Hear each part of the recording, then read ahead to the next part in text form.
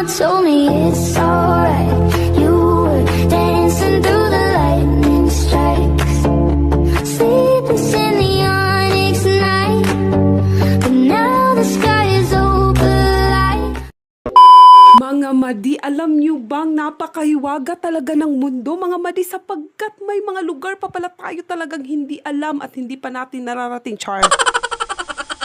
Sino ba namang hindi maa-amaze, mga madi, na malapit lang tong glamang sa amin pero may isa palang lugar na connected dito, mga madi, at mapupunta ka doon kapag dumaan ka dito, mga madi. Kitang-kita nyo naman, mga madi, sobrang ganda ng daanan pa lang, mga madi. Ang ganda ng mga puno, ang view, ang perfect talaga pag gusto nyo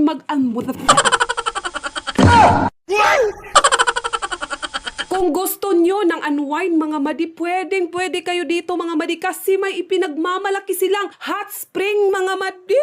Wow! Pero mga madi, kung gusto nyo talaga pumunta sa hot spring, mga madi, kailangan nyo talagang magdala ng motor na pwede sa lubak, mga madi, kasi nga medyo rocky road pataas, mga madi, doon na papuntang hot spring, mga madi. Pero dito sa baba, mga madi, is pwede naman ang mga scooter na mga motor, mga madi. So mga madi, bago kami pumunta sa sitio Mutukling, yun ang lugar na ngayon ko lang talaga narinig. Sakop pala siya ng Barangay Mungokayo, Tiboli South, Cotabato, mga madi. Pagka-perfect, no? May mga ganito palang mga lugar, mga madi. May Pawpaw, Mungokayo, Mutukling, di ba? Pang bongga, ang dami palang lugar sa mundo, char. Ang dami palang lugar no sa mundo, ang dami ding tao, pero bakit ka nag-i-stay sa taong hindi ka naman mahal? Agaray!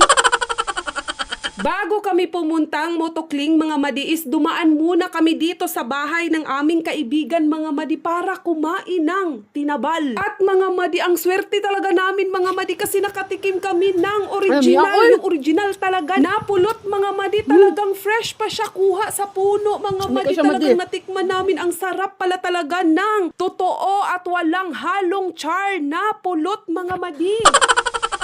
Dito na part, mga madi, talagang pagod na ako kasi sa pababa pa lang, madi, tapos babalik pa paakyat, mga madi, kasi hindi nga kaya ang motor dito, kasi nga ang dala ko is yung pang palto lang, mga madi.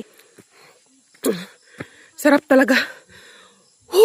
Pero sulit naman, mga madi, kasi pagbaba kumain, pagpaakyat kumakain pa rin, mga madi. O diba ang bongga?